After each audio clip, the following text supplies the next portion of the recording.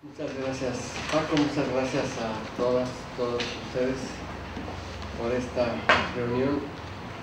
La verdad sí creo que es urgente y casi inevitable que estemos hablando de Oaxaca. No es cualquier momento, no es cualquier circunstancia, es un momento muy especial, es un momento de peligro y es un momento que requiere nuestra reflexión, nuestra imaginación, nuestro compromiso para poder enfrentar ese momento de peligro. Recuerdo simplemente lo que todo el mundo sabe, pero que no es inútil repetirlo. Oaxaca es el único estado del país en donde predomina la población indígena. Hay 2/3 partes de los habitantes de Oaxaca son indígenas, son de la más alta concentración de población indígena en el país y de hecho en el mundo, en un solo lugar, con 16 culturas diferentes, muy diferentes. No son variantes de una misma cultura, son realmente culturas diferentes y con diferencias importantes incluso en su seno. Un aspecto importante que debemos tomar muy en cuenta y que contribuye mucho a explicar qué pasa en Oaxaca hoy y qué ha pasado siempre es que teniendo 4% de la población del país tiene la quinta parte de los municipios. Los municipios que se inventan claramente con un mecanismo descentralizado de control de la población se instalan en Oaxaca en tiempos de la Nueva España, en el periodo colonial, y se amplía su número por la resistencia indígena. Ustedes saben que hay algunos pueblos de Oaxaca que gracias a la orografía, que parece un pañuelo arrugado, dicen nunca haber sido conquistados, porque cada vez que se acercaban los españoles se remontaban más lejos en las montañas. Entonces, por esta resistencia que llevó, por ejemplo, a dividir a los mixtecos en 4 estados diferentes, que lleva a crear muchos mecanismos especiales de control, amplió el número de municipios en Oaxaca. El Estado mexicano hizo lo mismo, ampliando de nuevo el número de municipios para aumentar el control, y lo más interesante es que al final fueron las propias gentes, los propios pueblos, los que llevan a aumentar el número de municipios porque reformularon, refuncionalizaron el municipio para que en lugar de ser un mecanismo de control se convirtió en un mecanismo de expresión de sus propias maneras de ser y de gobernarse. Entonces construían municipios, un grupo de comunidades, 3, 4, 5 comunidades, en donde ellos realmente podían manejar el municipio y hacer la expresión propia. Si hacemos la comparación con Chiapas, pueden ver que en Chiapas, donde solo 1/3 parte de la población son indígenas, en Chiapas, que tiene más o menos el mismo tamaño en términos de territorio y casi en términos de población que Oaxaca, hay 115 de municipios frente a 570 de Oaxaca. 570 municipios explica en buena medida lo que representa hoy Oaxaca. En estos 570 municipios hay 418 que desde 1995 fueron oficialmente reconocidos como municipios de usos y costumbres. De nuevo, un dato que parece importante recordar. Hasta entonces, hasta 1995, el nombramiento de autoridades era un procedimiento basado en la simulación. El día de las elecciones, el secretario, el síndico del municipio mandaba las boletas vacías o llenadas por él mismo al PRI para que se documentara la elección, porque la definición de autoridades había sido siguiendo un procedimiento tradicional, diferenciado en distintas partes de Oaxaca, mediante asamblea, consejo de ancianos y distintos mecanismos que determinaban quién era la autoridad. Hay inclusive en Oaxaca una cantidad de municipios en que no se respeta el tiempo de los 3 años, porque siendo un cargo y un cargo en el que no se recibe ningún ingreso hasta hace poco tiempo, esto significaba que no muchas gentes podían estarse 3 años dando este servicio. Entonces hay municipios en que todavía hay la duración del cargo de la presidencia municipal es de 1 año o de 1,5 años. Y de hecho en algunos se nombran, cuando va a haber nombramiento, se nombran a 3 personas para que se vayan entrenando los que van a sustituir al primero. Un aspecto importante sin duda es el papel que han jugado los maestros. para explicar por qué hacen lo que hacen los 80,000 maestros de Oaxaca, que están en la sección 22 del Sindicato Nacional de Trabajadores de la Educación. Tenemos un poco que echarnos hacia atrás. El movimiento magisterial empezó en Chiapas, no en Oaxaca, en 1979, y era un movimiento que tenía un propósito muy claro, muy explícito y de hecho único. Era poder enfrentarse a uno de los peores caciques sindicales que ha tenido el país, que era Carlos Jorge Tull Barros. El movimiento que llega a Oaxaca en 1980, unos meses después de haber empezado en Chiapas. Es importante plantear que los primeros 10 años del movimiento magisterial se realizan sin tener las cuotas sindicales, sin tener control del sindicato, porque el cacique está controlando todo lo que pasa en la sección 22.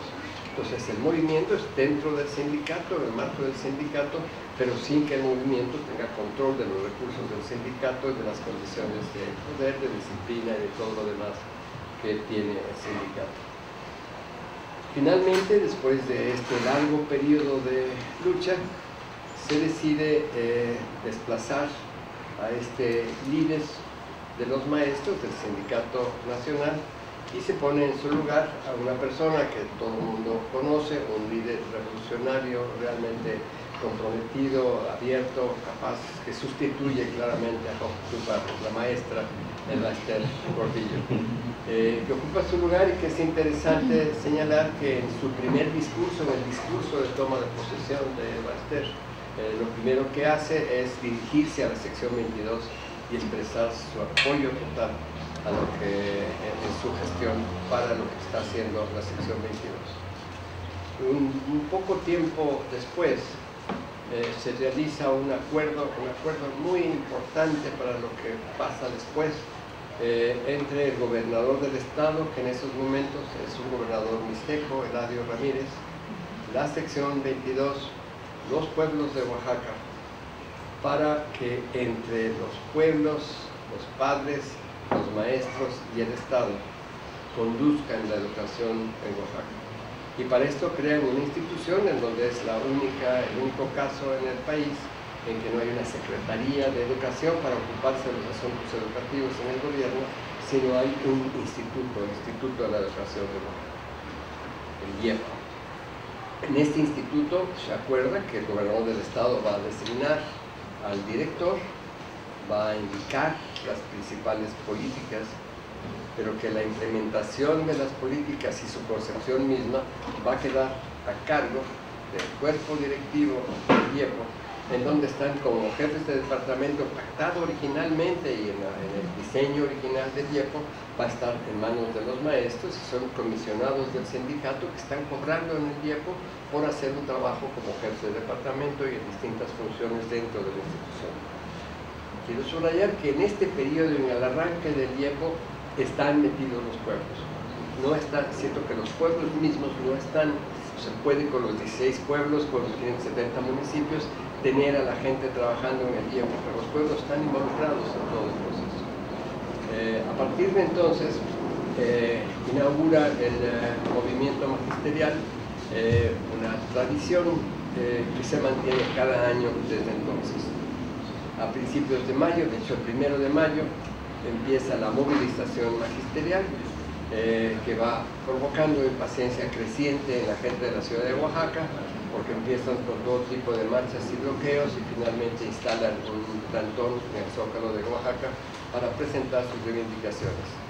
Durante buen tiempo las reivindicaciones son sobre todo reivindicaciones gremiales, reivindicaciones salariales, la condición de los maestros, pero cada vez más empiezan a incorporar reivindicaciones sobre temas educativos, sobre aspectos de la educación, sobre los problemas de la educación en Oaxaca, que son infinitos. Cada mes de mayo todo el mundo sabe que esto va a empezar. Cada mes de mayo empiezan los trastornos en la vida cotidiana de la ciudad de Oaxaca y empiezan los paros, las marchas, las reclamaciones, porque se ha alargado demasiado el paro, hasta que al fin se llega a un acuerdo. Quiero subrayar de nuevo qué es lo que pasa en el acuerdo. El acuerdo representa la preparación de una minuta que tiene un valor legal y que se incorpora a los estatutos al sistema de operación del IEPO. Es decir, es un compromiso formal del gobierno del Estado con el sindicato para hacer ciertas cosas, que pueden tratarse las condiciones salariales, gremiales de los maestros, pero también algo de infraestructura de las escuelas o cualquier otra cosa. Esta evolución es complementada en 1995 con el principio de lo que los maestros llamaron el movimiento pedagógico. Este movimiento ya no era el movimiento magisterial, ya no era el énfasis en ninguno de los aspectos de la reivindicación gremial. Era la expresión de una preocupación de los maestros por los problemas de la educación en Oaxaca. Y una expresión fundamental de estos problemas es que no es posible, como de hecho no debería ser posible en ningún caso, poder plantearse una educación estándar, una educación con un solo diseño, un mismo currículum para la inmensa variedad de realidades económicas, políticas, sociales y sobre todo culturales de la realidad oaxaqueña. Entonces los maestros están constantemente desafiados por la situación que tienen, el tipo de niños, el tipo de comunidades, el tipo de realidades en las que están y las instrucciones de lo que tienen que enseñar, de lo que está prescrito que enseñen, de lo que debe de ser su tarea como maestros. Ante esta contradicción empiezan a movilizarse, a tener este movimiento pedagógico que empieza a tomar distintas iniciativas. Me interesa mucho hablar de algunas de estas innovaciones, las voy a abordar después para referirme más a la situación actual, en el contexto actual de lo que significan esas innovaciones. 2006 empieza el movimiento de costumbre, el 1 de mayo empiezan las marchas, se establece el plantón, ya tienen una tecnología muy desarrollada, ya tienen sus tiendas de campaña, sus instalaciones, sus baños, todo lo que van a ser normalmente una estancia prolongada en el Zócalo de la ciudad de Oaxaca y los paros en todo el estado.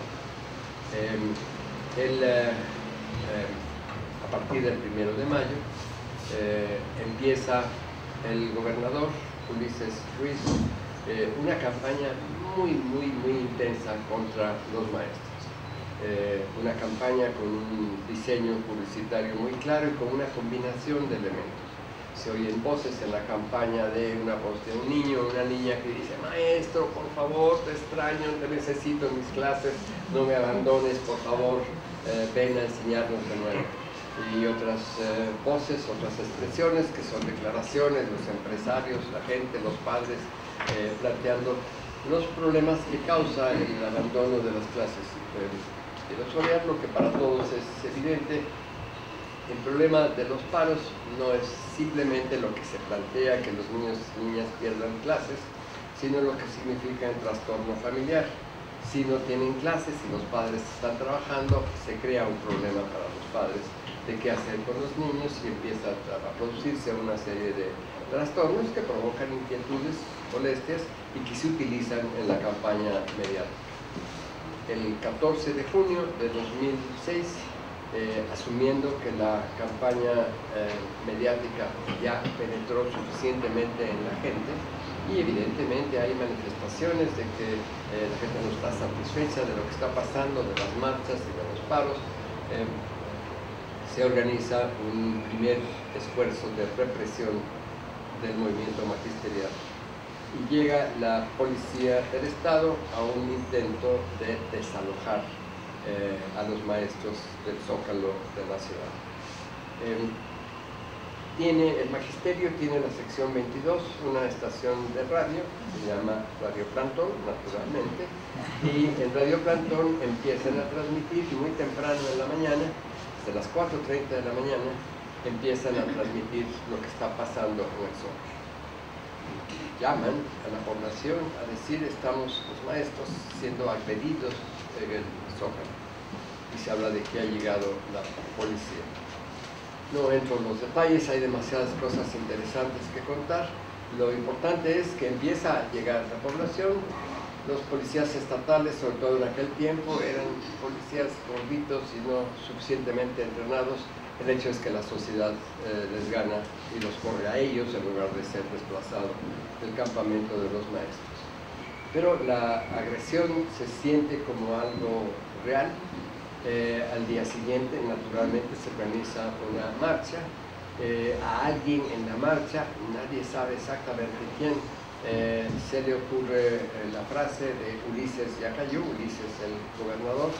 Pero lo que se produce muy claramente en la marcha, cuando es una marcha que está expresando el magisterio su resistencia, su reclamación, se dirige directamente contra el gobernador, no es una marcha por los maestros, no es una marcha las reivindicaciones normales ni de la educación, es una marcha que expresa el enfrentamiento con el gobernador. La población se les une. Y quienes hasta 2 días antes estaban criticándolos por las molestias que causaban a los ciudadanos, empiezan a decir, no, con esto sí, para esto sí, contra el gobernador sí. Y se junta realmente la gente, empieza a reunirse gente alrededor del magisterio, y la sección 22 organiza para el 24 de junio una asamblea. En esta asamblea invita a un grupo de organizaciones, un grupo grande de organizaciones, 20 y tantas organizaciones, pero en realidad llegan a esa asamblea 82 organizaciones. La sección 22 agradece el apoyo que ha recibido de la sociedad civil, agradece la presencia de estas organizaciones, les dice que está echando a andar como expresión de este movimiento la Asamblea Popular de los Pueblos de Oaxaca, les da las gracias y les dice adiós. Y entonces las organizaciones le dicen, no, ni madres, no, esto empieza, no termina. Si te agradecemos que nos agradezcas, pero no que nos digas que nos vayamos. Empezamos juntos este movimiento, empezamos esta asamblea juntos, y es un movimiento de la sociedad, no simplemente de la sección 22. Empiezan disputas muy extrañas de ver cómo se reparten las posiciones de cómo va a organizarse la dirección de la asamblea. Mencionaría simplemente que habemos 82 organismos civiles, aparte de otras organizaciones donde hay sindicatos y otro tipo de organizaciones. A los 82 organismos civiles les tocan 3 posiciones en la comisión de coordinación de la APO. Y esto significa que los 82 tenemos que elegir a nuestros 3 representantes para que puedan estar presentes en este mecanismo de coordinación, que se convierte en algo sumamente complicado, porque todos los demonios de la izquierda caen sobre eso. Todos aparecen y todos sienten que ha llegado el momento de agarrar este dispositivo para sus propios fines, para sus propias orientaciones políticas. Empiezan conflictos entre ellos y empieza una dispersión del movimiento. En la asamblea empieza a caminar el movimiento, empiezan a pasar a multiplicarse los plantones, las actividades del movimiento, un movimiento que es sobre todo claramente orientado contra el gobernador. Subrayar desde este momento que este es nuestro principal error. Cometimos muchísimos en 2006, pero el principal fue haber expresado esto como reivindicación principal, como sentido principal de la lucha, que caiga el gobernador. Y una de las razones centrales para esto, que se mantuvo hasta el último momento, es que esta era la reivindicación, el propósito, el sentido de la lucha, que era lo único que nos mantenía todos unidos. Si pensábamos otro tipo de reivindicaciones, sabíamos que estaban con esas y otros que no estaban con ellas, y empezaba a dispersarse, fragmentarse el movimiento. Y en cambio todos estábamos contra el gobernador, y esta era la reivindicación que se mantenía. Y esto expresaba además un descontento muy general con el gobernador que se sentía en toda la población. El hecho es que en las próximas semanas desalojamos de gobierno toda la ciudad. Cerramos todas las oficinas de gobierno. El gobernador tenía que reunirse en secreto en casas particulares o hoteles porque no había ninguna oficina de gobierno federal, estatal o municipal abierto en la ciudad de Oaxaca. La ciudad estaba muy claramente en nuestras manos. El 1 de agosto se organiza una marcha de las mujeres que han tenido un papel muy prominente en todo el proceso del movimiento, porque van a crear como la coordinadora oaxaqueña de las mujeres de Oaxaca, los movimientos de las mujeres de Oaxaca. Entonces, realizan una marcha, llegan al Zócalo, tienen en el Zócalo sus discursos, y en uno de ellos plantean una de las cosas más graves que nos está pasando, es que toda la difusión sobre el movimiento está siendo sesgada, está siendo equivocada, no dice lo que realmente está pasando. Entonces deciden marchar hacia el sistema público de radio y televisión, que abarca todo el estado, para pedir 15 o 20 minutos de una alternativa, para presentar en el radio y televisión una visión distinta de lo que ha sido y es el movimiento, y quizás pactar alguna presencia regular en la televisión. Fueron tan maltratadas las compañeras que deciden tomar el sistema de radio y televisión. No hubo heridos, pero se pueden imaginar lo que pasa cuando 400 señoras muy enojadas deciden actuar para la ocupación. Fue muy chistoso porque obviamente no sabían manejar la televisión, se caía la cámara para un lado, les cortaron rápidamente las líneas telefónicas, empezaron a usar celulares. Sí, la proyección era de pésima calidad, pero todo Oaxaca estábamos viendo lo que allí pasaba, y la gente hablaba por teléfono y con los celulares contestaban, y era la gente hablando por el sistema de radio y televisión.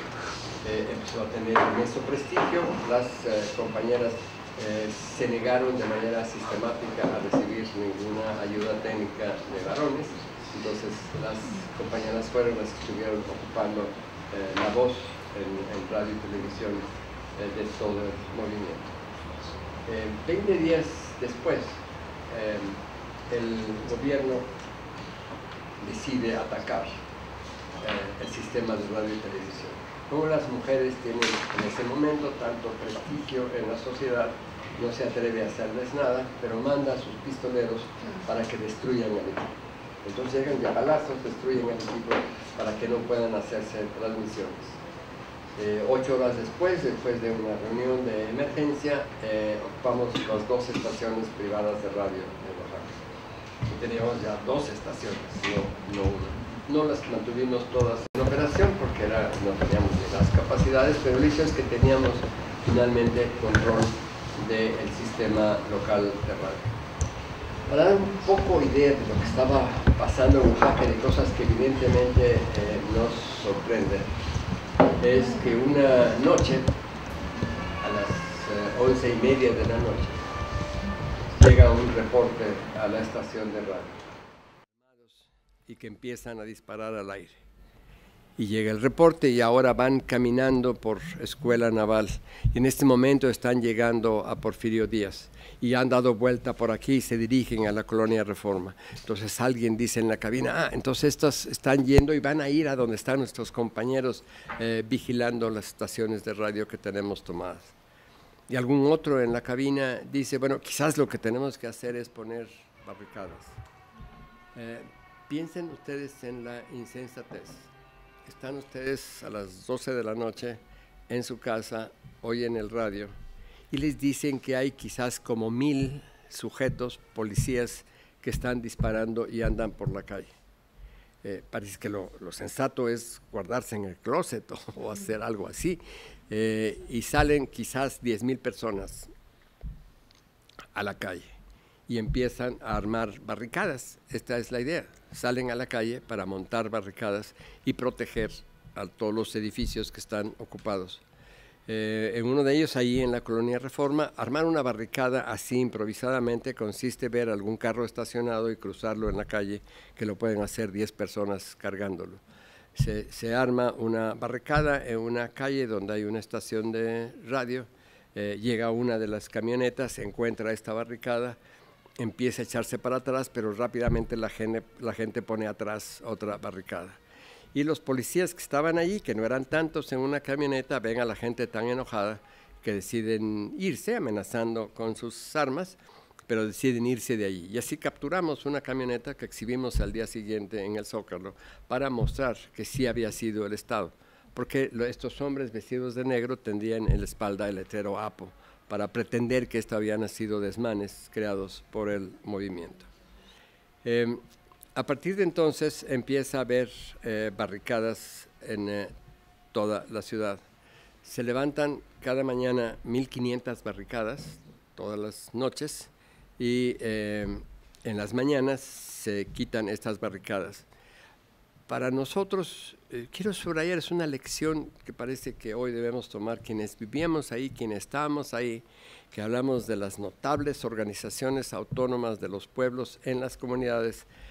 Sentíamos que no había algo equivalente en la ciudad, que no teníamos organizaciones semejantes en la ciudad, que teníamos la dispersión individualista habitual en la ciudad. Armar una barricada reflejó una organización muy notable. No era que un grupito de jóvenes podía ponerse a hacer la barricada. Era la colonia que expresaba vitalmente una capacidad organizativa, que la colonia respaldaba la barricada, que decía dónde debía ponerse la barricada, quiénes podían pasar y quiénes no, y cuáles eran las condiciones del paso, cuál era la función de la barricada. Y pasaban todo tipo de cosas. Una cosa interesante es que se pasaban entrenando con resorteras, pero después de pasarse muchas horas usando la resortera y poniendo balines en la resortera, una resortera se convertía en un arma mortal. Se puede matar a alguien cuando ya se domina el uso de la resortera. Pasaban todo tipo de cosas. Uno de los programas más gustados de Radio Plantón era Amor de Barricada. Había historias de amor que se gestaban durante la noche en los jóvenes que se pasaban la noche. A los 2 meses de tener las barricadas, vimos algunos graffiti en algunas barricadas que decían: pinche gobierno, ya ni su guerra nos cumple. Y es que no llegaba la agresión que se estaba esperando, se preparaban las barricadas para enfrentarse y no se producía el enfrentamiento. Ya subrayar un fenómeno que es importante para entender lo que pasa hoy. Los pueblos estaban muy atentos a lo que pasaba, pero no se movilizaron, sino que hasta unos 2 meses después de que empezó el movimiento empiezan a llegar primero autoridades que van enviadas por los pueblos a ver qué chingado está pasando en Oaxaca, para que estén ahí en vivo, se pasen unos días, hablen con la gente, averigüen bien y regresen a informar. Y a partir de este informe que producen, empiezan de alguna manera a juntarse los pueblos. Se juntan realmente a partir del 3er mes, ya en el 4º están participando. Un día tuvimos la gran marcha que era para ver quiénes éramos, y en Oaxaca, que tiene unos 500,000 habitantes, tuvimos una marcha de 1 millón de personas, que es decir, que ya el Estado estaba volcado. En ese momento sí ya estaba participando el resto del Estado. Alguien tomó una decisión extraña que se cuajó en la asamblea. La asamblea no era propiamente una asamblea, el grupo coordinador se juntaba, había algunos especialistas en echar a perder estas reuniones, se prolongaba la reunión 3, 4, 5, 7 horas, y ya a la 7ª hora ya quedaban pocos, y entonces se tomaban algunas decisiones con las que no todo el mundo estaba de acuerdo. En una de esas se decidió hacer un congreso constitutivo de la APO. Era extraño porque estaba constituida la APO, obviamente estaba constituido el movimiento y tenía estructuras y demás, pero se decide hacer un congreso para el 14 de noviembre de 2006. Una cosa para la historia de las anomalías de ese movimiento. Se proponen en la convocatoria al Congreso la creación de una serie de comisiones para establecer el poder de la estructura de la Asamblea Popular. Los nombres de las comisiones reproducen al pie de la letra las comisiones del Partido Comunista de la Unión Soviética. Estamos hablando de 2006, y en 2006 están el Partido Comunista de la Unión Soviética, que ya no existe.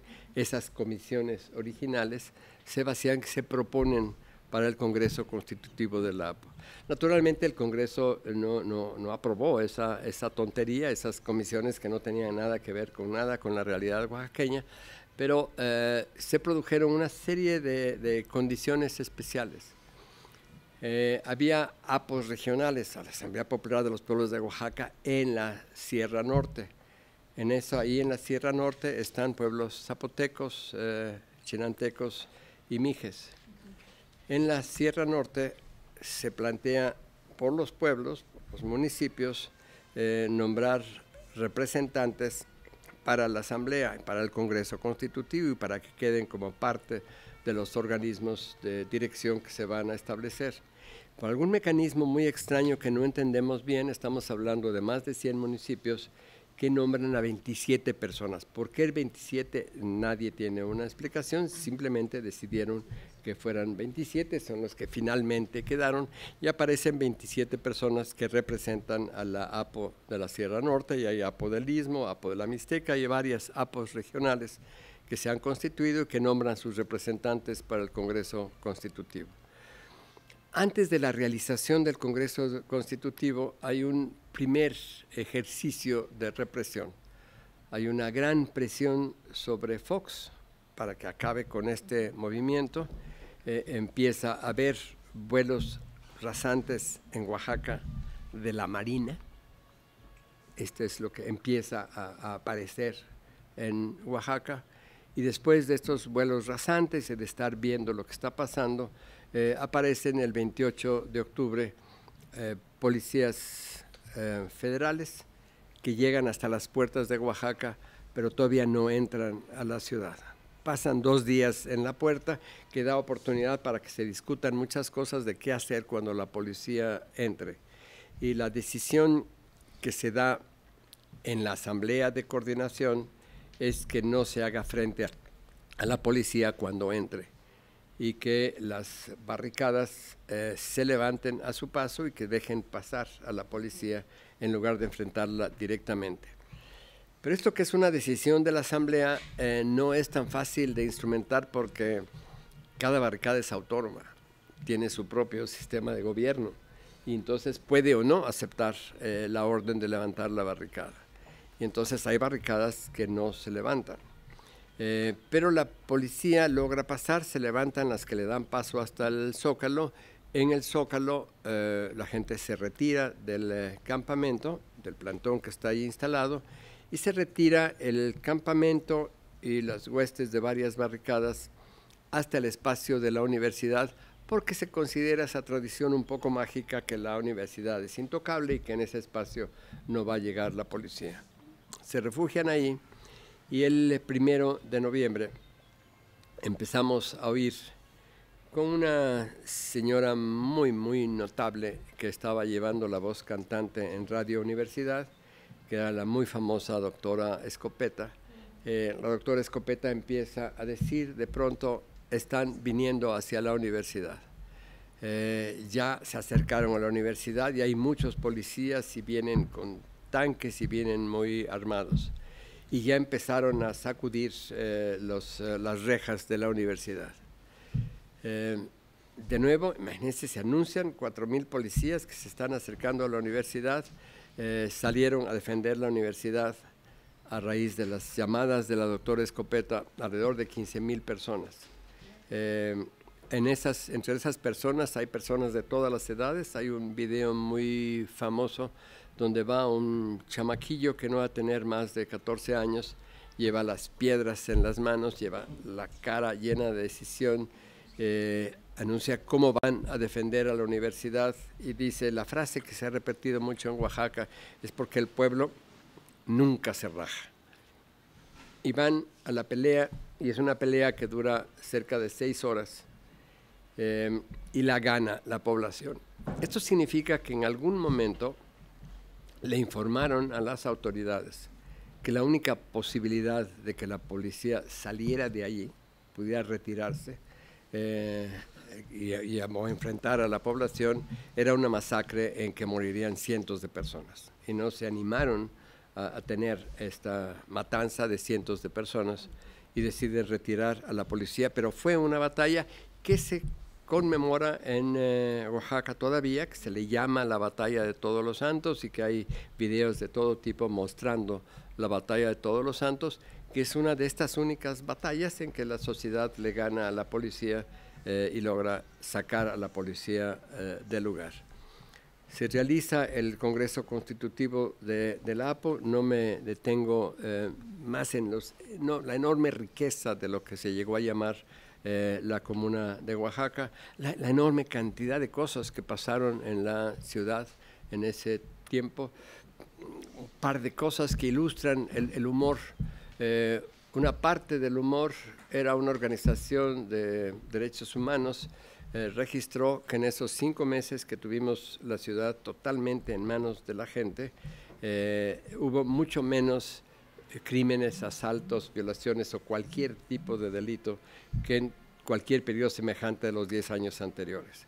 Es decir, que cuando ya no teníamos policía ni para el tránsito, cuando la sociedad estaba a cargo de la ciudad, vivíamos mucho más en paz, con mucho más seguridad y confort que teniendo la policía y el gobierno.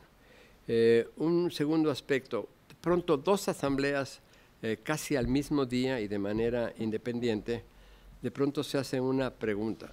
El sindicato de recolección de basura forma parte de la APO, o sea, unido al movimiento, entonces tiene los vehículos para recoger la basura, está recogiendo la basura y la ciudad está razonablemente limpia. Y de pronto en 2 colonias se dice, bueno, ¿y por qué estamos haciendo lo que dicen que debemos hacer? Son las autoridades las que dictan cuándo, dónde se debe manejar la basura, qué basura se debe tirar y dónde ponerla y a qué horas deben pasar los camiones. Nos dan las órdenes de qué cosa hay que hacer. Ahorita ellos están a nuestro servicio, nosotros somos los que mandamos. Entonces la colonia debe decidir qué hacer con la basura. Debe decir cómo manejarla, qué hacer con ella, dónde ponerla, y entonces nosotros damos la orden para que vengan a recogerla en las circunstancias que son apropiadas para la colonia. Esto es un incidente menor, pero refleja el espíritu que estaba teniendo, que estaba cuajándose en Oaxaca. La gente sentía que tenía el gobierno en sus manos y empezaba a tomar decisiones de cómo llevar a la práctica este sistema de gobierno y cómo estar construyendo su manejo propio de la realidad. El 25 de noviembre se realizó la represión más feroz de la historia de Oaxaca. Quiero subrayar que esto es a partir de una provocación organizada en la Asamblea de la APO, que se salió de control. Había provocadores claramente programados para eso, que organizan que se acerquen las gentes a sitiar a la policía que está ocupando el Zócalo. Hay francotiradores, se desata la ola de represión, hay 26 muertos, quizás un centenar de desaparecidos, 300 gentes que se llevan encarceladas a Nayarit, muchísimos heridos, y en realidad se produce una ola represiva intimidante que dura muchísimos meses. Esta ola represiva implica que podrían a cualquier joven que llevara una mochila, que anduviera por la calle a cualquier hora del día o de la noche, podía la policía detenerlo, desvestirlo, pegarle un poco y si se resistía llevárselo a la cárcel donde recibía una golpiza aún mayor. Eran acciones básicamente de intimidación. Había algunas represiones puntuales de atacar específicamente a algunos dirigentes, a algunos representantes especiales, pero había sobre todo una forma de intimidar al conjunto de la población. El 25 de noviembre es este episodio represivo que podemos decir que cierra ese episodio. Para entender también lo que está pasando ahora, debemos pensar lo que pasó después de Eladio Ramírez. La estructura de la sección 22 es una estructura increíblemente democrática. Es un sindicato donde tienen poder las bases, donde las bases cuentan, y hay bases regionales y hay una organización que parte de las bases. Los gobernadores que siguen Eladio Ramírez y particularmente Murat y Ulises Ruiz, lo que tratan de hacer primero es separar la dirigencia del sindicato de sus bases y hacer que estas dirigencias del sindicato empiecen a operar al margen de las decisiones que vienen de las asambleas de las bases. Y una vez que han logrado separarlos, empiezan a corromperlos. Y naturalmente para que hay un corruptor, pero hay también un corrompido. Y efectivamente las élites del sindicato, las dirigencias del sindicato, se corrompen y se corrompen seriamente, incluyendo la corrupción mayor que se da con el dirigente del sindicato en 2006, que es un señor Rueda, y que efectivamente de alguna manera entrega el movimiento, hace que la sección 22 se retire del movimiento y desarticule buena parte de los esfuerzos que se están realizando. Cuando se organiza en la administración actual, se organiza la reforma educativa, lo primero que yo quisiera subrayar sobre este tema es que se trata de un fenómeno mundial, en donde quizás lo característico de México es la increíble incompetencia en la formulación e implementación de la reforma educativa. Una maestra colombiana estuvo hace unas semanas en Oaxaca, nos estuvo platicando de cómo se implementó la reforma educativa, esta idéntica en Colombia, cómo empezó hace más de 13 años, cómo representó una serie de muertos y heridos y resistencia de los maestros. Nos muestra algunos artículos de la legislación colombiana que son idénticos a los de la legislación mexicana. Hay países en donde la reforma se ha implementado con una gran habilidad y en contextos políticos diferentes. En Estados Unidos realmente se completó ya la reforma. Un elemento muy grave para entender lo que pasa en Estados Unidos, quizás solo en Wisconsin hubo una rebelión de los maestros contra la reforma, contra el despojo que estaba haciéndose contra los trabajadores del gobierno y contra los profesores. Y el muy reaccionario gobernador de Wisconsin, Scott Walker, convocó a un referendo y lo ganó. Quiere decir que la población de Wisconsin estuvo a favor de que se implementara la reforma educativa ahí, que representaba claramente despojo de los derechos de los maestros. Y una forma que no es exactamente privatización, pero que representa un desmantelamiento del sistema estatal de educación. Culminó la reforma educativa en Estados Unidos, ahí también se habló de calidad educativa, que era para mejorar la calidad de la educación. En este momento hay estudios muy amplios de muy distintas personas, de universidades, de organizaciones, de investigadores muy serios, que están demostrando el muy grave deterioro de la educación que ha causado la reforma.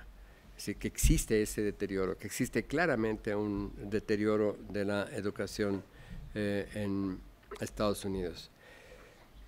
Quisiera subrayar un aspecto que es, simplemente lo menciono a nivel de hipótesis, no estoy relatando las cosas que pasan, sino manejando una hipótesis. Parece que en ningún país del mundo se tienen los recursos para pagar la factura de educación, salud y otros servicios sociales, y que el reto actual de todos los gobiernos es cómo logran desmantelar el sistema de educación, de salud y los servicios sin provocar una revolución, sin provocar una reacción popular muy grave. Y también en plano de una hipótesis, en la fase actual de algo que quizás ya necesitamos otros nombres, porque quizás ya no es propiamente capitalismo, un modo de producción capitalista, para mantener las ganancias del capital ante la caída de la tasa de ganancia. Lo que se ha estado haciendo en los últimos 20 años es obtener las ganancias sacrificando la parte del ingreso de los trabajadores. Una forma muy clara de explicar la política completa de los 40 años es el desmantelamiento de los acuerdos del New Deal, del nuevo acuerdo que se da a raíz de la gran crisis de los años 30. El primero de estos acuerdos era facilitar la sindicalización y darle a los sindicatos una voz decisiva en la política pública. Para dar idea de lo que esto significa en Estados Unidos, había 6% de la población sindicalizada en 1903.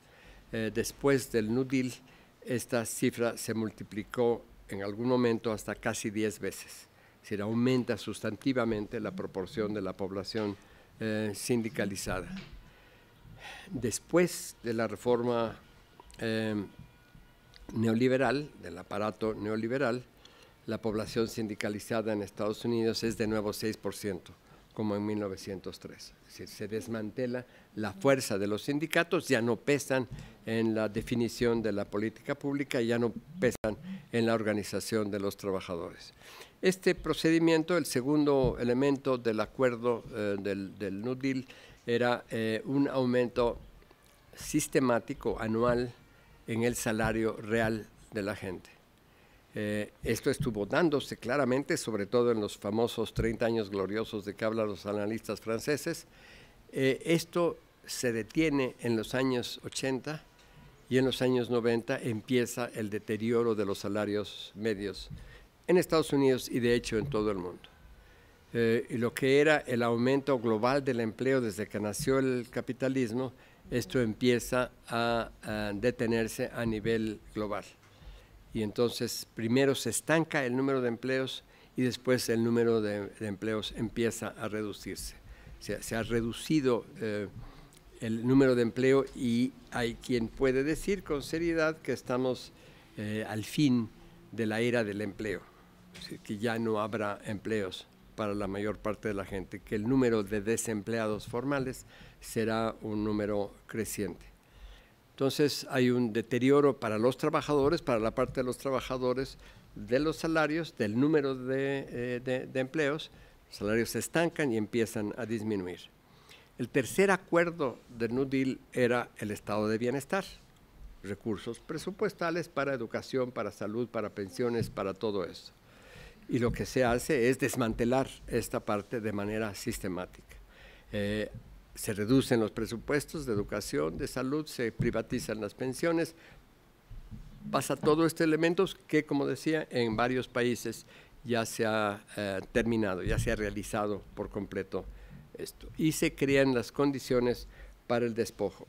Quiero decir un elemento más que estamos discutiendo mucho en Oaxaca, en el diseño de la operación del sistema capitalista, que tenía como arena privilegiada el Estado-Nación, era importante contar con una fachada democrática para los fines de la operación del mercado, del libre mercado.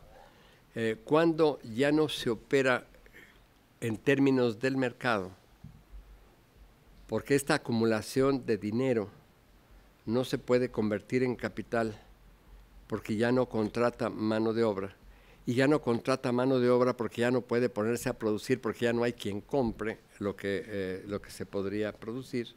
En esta situación, esa gran acumulación de dinero que no es capital porque no ha contratado mano de obra, porque no se ha convertido en capital, esta gran cantidad de dinero que está buscando multiplicarse se dedica al despojo. El despojo se ha estado llamando en toda América Latina, se habla del extractivismo minero, que es despojar sobre todo tierras indígenas para quedarse con los metales que hay allí. Es despojo urbano, extractivismo urbano, que significa comprar grandes porciones de ciudades. Esta es la operación que todos supimos cuando Carlos Slim le compró a López Obrador el centro histórico de la Ciudad de México. clase de operación es esa? Uno se pregunta. La renta es una herencia del pasado precapitalista. La renta, tener un bien raíz, no es exactamente la inversión de capital. Construir edificios puede ser una inversión capitalista, se está produciendo esos edificios. Pero tener solamente renta, técnicamente es algo que hay que descontar de la ganancia del aparato de plusvalía generado en la producción capitalista. La renta no es exactamente un modo capitalista de producción. Entonces, ¿qué pasa cuando estos capitales, que no son capitales, se invierten en comprar bienes raíces y derivar de ellos una renta, no una ganancia? Es una renta que se extrae de la ganancia. Una forma en que estamos platicando de esto en Oaxaca actualmente es que hablamos de que estamos viviendo un momento en que predominan zombies controlados por vampiros. Zombies. Domina todavía, es la forma más general de producción, la forma capitalista de producción, pero son zombies porque no saben que ya están muertos. Es decir, que la empresa esa ya no puede reproducirse, están quejándose del gobierno, los bancos o de quien sea porque no tienen las ganancias que esperaban, pero de hecho estas empresas ya no están reproduciéndose, ya se ha perdido la dinámica de la acumulación en términos de reproducción propiamente capitalista, porque arriba hay este grupo de vampiros que están chupando la sangre de la plusvalía de los empresarios y de todos nosotros de distintas maneras. Hay este grupo de vampiros que ya no estarían reproduciendo la lógica del sistema. Me detengo en esta especulación para volver a contar las historias. Mientras estaba avanzando la agresión clara que se planteaba de la reforma educativa y que la sección 22 y la CENTE, que es la que nace en Chiapas en 79, la CENTE está resistiendo la reforma educativa. En Oaxaca se realiza un muy intenso esfuerzo de preparación de una propuesta educativa.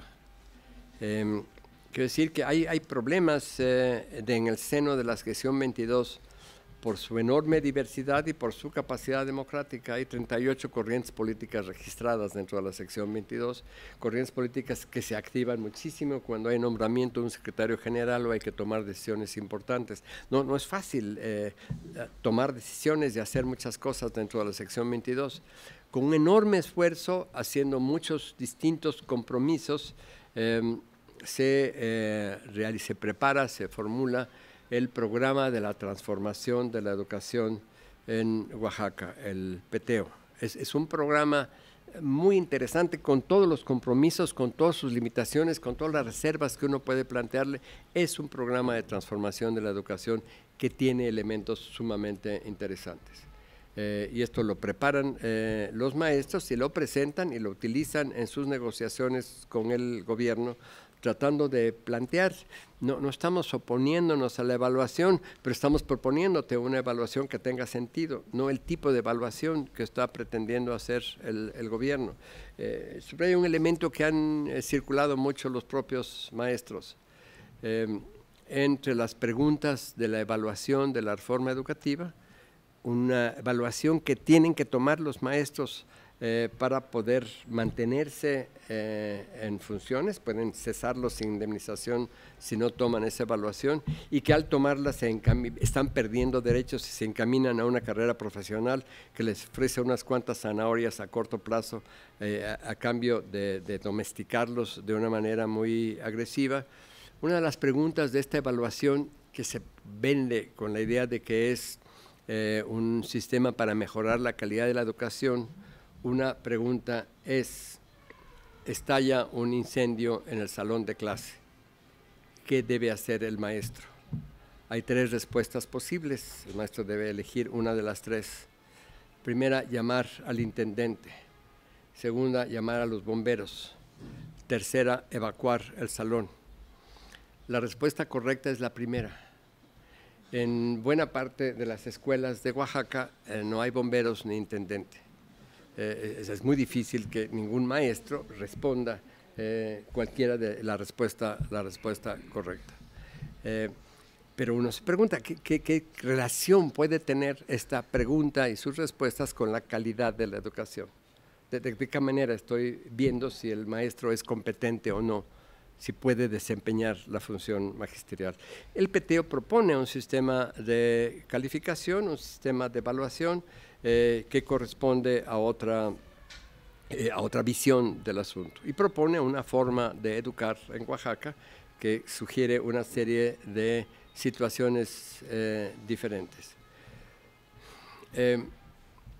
Voy a hacer una simplificación porque es una historia sumamente compleja de las innovaciones pedagógicas, de las muchas innovaciones pedagógicas que se hacen en Oaxaca. Hay una innovación que me parece que es de las más adelantadas en el mundo.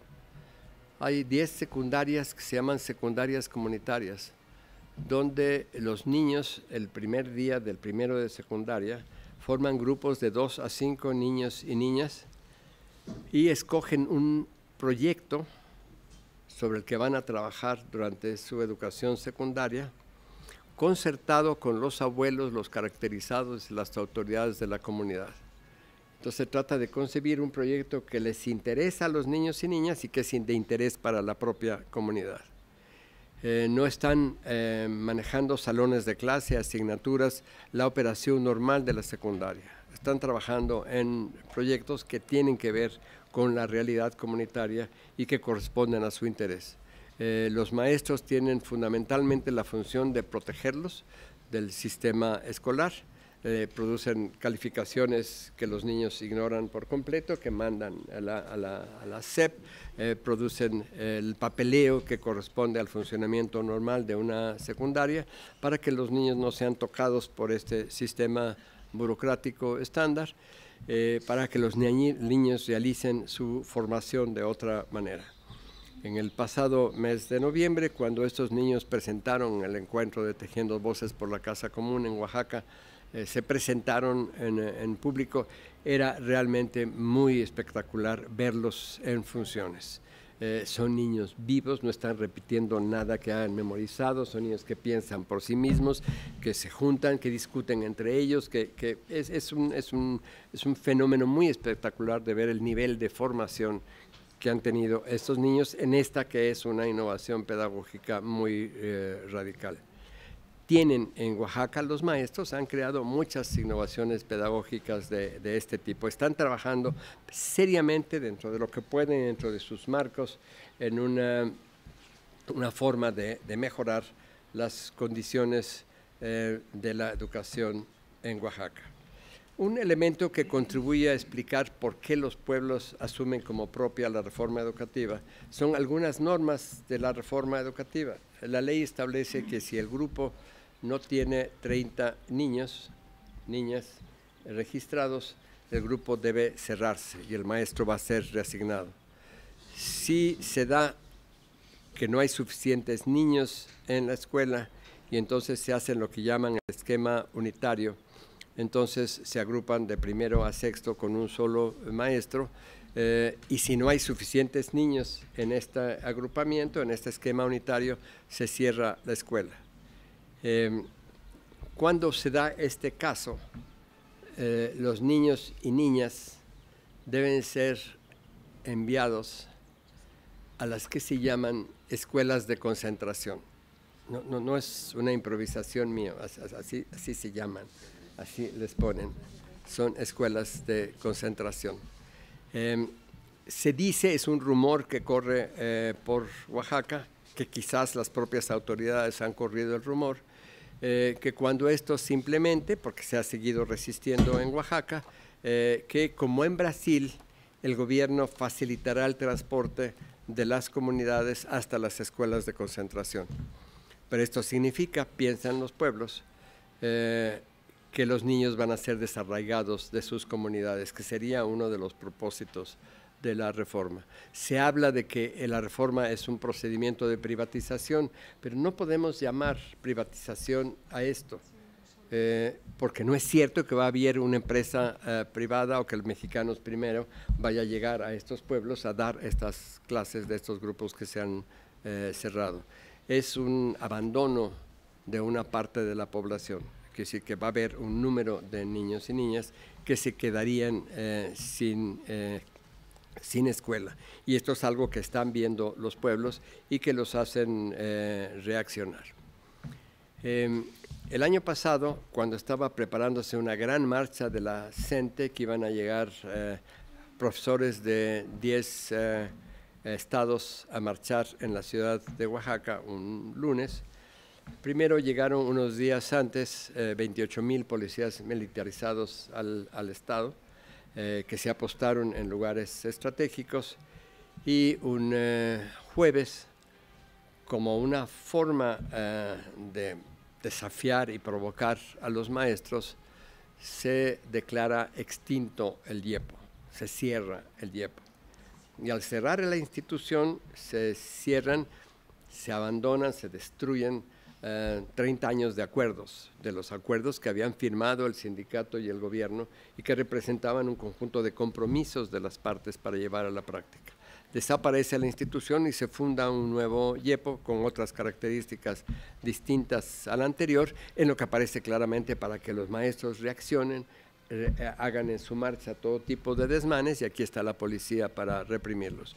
Fue una marcha muy excepcional, preparados para las provocaciones. Los maestros acordonaron cada grupo de los que iban marchando para que estuvieran dentro de un cordón solamente los maestros que se conocían entre sí y que no pudiera nadie más participar en la marcha. Fue una marcha increíblemente pacífica que hizo quedar en ridículo a la policía. La policía estaba lista para intervenir y fue una marcha sumamente pacífica, no hubo ni grafiti ni ninguna otra cosa.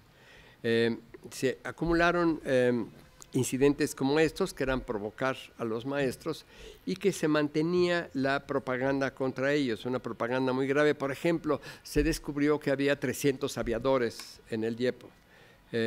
Unos días después de que esto se dio a conocer por parte de las autoridades, el sindicato dio la información de quiénes eran los 300 aviadores. 180 trabajaban en el gobierno del estado, algunos inclusive en la oficina del gobernador, y otros trabajaban en los municipios. Es decir, que no eran maestros que fueran aviadores, sino que se utilizaba el IEPO como caja chica del gobierno para una serie de aspectos.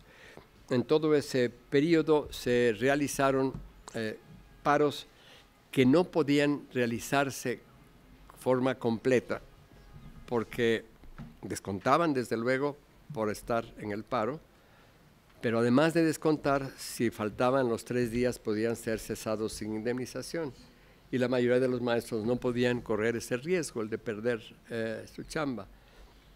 Entonces, por esto, no todas las escuelas entraban en el paro, quizás 10-20% de escuelas había en paro, y se paraban 2 días y volvían a trabajar otro día, y así estaban realizándose las cosas. Había descuentos de esos días, ceses de 1,316 maestros que no asistieron a la evaluación que se realizó allá, detenidos los dirigentes de la sección, buena parte de los dirigentes, y los demás dirigentes de la sección 22 tenían órdenes de aprehensión. Entonces dejaron de aparecer, porque cada vez que aparecían los metían a la cárcel y los mandaban lejos de Oaxaca. Estábamos en esta situación y sabíamos en Oaxaca que no se producía una gran represión porque teníamos elecciones locales para el 6 de junio. Entonces, en las semanas anteriores decíamos, ahorita todo está en calma, pero el 6 de junio, después del 6 de junio, podrá organizarse la represión. Era como una represión muy anunciada. Un comentario lateral. Aunque la información muestra a Murat, el hijo del primer Murat, como ganador de la elección en Oaxaca, también perdió el PRI. El voto duro es voto duro muy real. En Oaxaca es clarísimo. El voto duro es un voto que por miles de razones, mecanismos coercitivos, presión obligatoria, caciques locales, distintos mecanismos, existe un voto duro en donde se vota por el PRI. No importa el candidato y no importan las condiciones. Es decir, el PRI cuenta cuando empieza una elección en Oaxaca con 450,000 votos que son suyos, digamos, que están garantizados de alguna manera legal o ilegal. En esta ocasión se hizo un gasto sin precedentes. La población de Oaxaca llegó a descubrir muy claramente que su voto vale y que el chiste era negociarlo bien. Se cotizaba a 3,000 pesos el voto y para mucha gente 3,000 pesos es una cantidad interesante. Pero no solamente era el gasto directo en la compra de votos, sino que había casos, el 3 de junio hubo una reunión con Antorcha Campesina, una organización que todos conocemos, su naturaleza y su índole, y en esa organización el señor Murat les ofreció 800 millones de pesos que se firmaron en proyectos que allí mismo se hicieron las carpetas técnicas para que quedaran comprometidos los proyectos de 800 millones de pesos que se harían para comprometer los votos de las comunidades en que estuviera Antorcha Campesina. Hubo una inversión realmente inusitada. Si el PRI tuvo limitaciones de recursos en otros estados, en Oaxaca no fue el caso. Se hizo un gasto espectacular. Pero el resultado de la elección implican que votaron por el señor Murat solamente 12% de los oaxaqueños, 19% de los electores registrados, 32% de los que votaron. Y finalmente la votación es apenas un poco arriba del voto duro. Quiere decir que prácticamente los que votaron por Murat con toda esa inversión fueron simplemente el voto duro y que tiene 70% de la votación en contra. Que en muchos grafitis que aparecen después del 6 de junio en Oaxaca dicen Murat, ¿quién te eligió? Porque la sensación de la gente es claramente que no fue elegido por la población y las cifras demuestran que no fue elegido por la mayoría de la población de Oaxaca. El 14 de junio estábamos conmemorando en el Zócalo el principio de la represión de 2006. Eran 10 años. Las indicaciones que nos dieron a quienes participamos en ese evento es que sí convenía hacer la conmemoración, convenía recordar que había pasado 10 años antes, pero que básicamente estábamos ahí para reflexionar sobre la situación actual y qué podíamos hacer a partir de aquí, qué estrategia haríamos. Y esta estrategia, la negociación correspondía a algo muy inusitado en Oaxaca. La sección 22, esta es una de las lecciones que se derivan de 2006, empezó desde hace 3 meses a platicar con la sociedad civil. Nos empezó a invitar a una serie de reuniones para discutir con nosotros la estrategia, qué hacer, cómo hacerlo, no repetir los errores de 2006. Habría quedado un sedimento de experiencia dentro de la población oaxaqueña y desde luego en todos los aparatos. Entonces teníamos discusiones, la sociedad civil con la sección 22 por 3 meses antes del 14 de junio, entonces el 14 de junio nos dieron indicaciones específicas de qué debíamos hacer en ese acto que tenía conciertos y música y todo lo demás en el Zócalo, donde estaba el plantón y junto al plantón estábamos haciendo la conmemoración. Pasaron por Nochistlán, llegaron a Nochistlán 12, que está en la carretera hacia Oaxaca, ya relativamente cerca de Oaxaca, 12 camiones llenos de policías y se pararon a echar un taco en Nochistlán. La gente vio que eran 12 camiones de policías y la gente de alguna manera espontánea dijo, es que estos van a reprimir a nuestros compas que están en el Zócalo haciendo, todo el mundo sabía de esta conmemoración en el Zócalo de la ciudad de Oaxaca.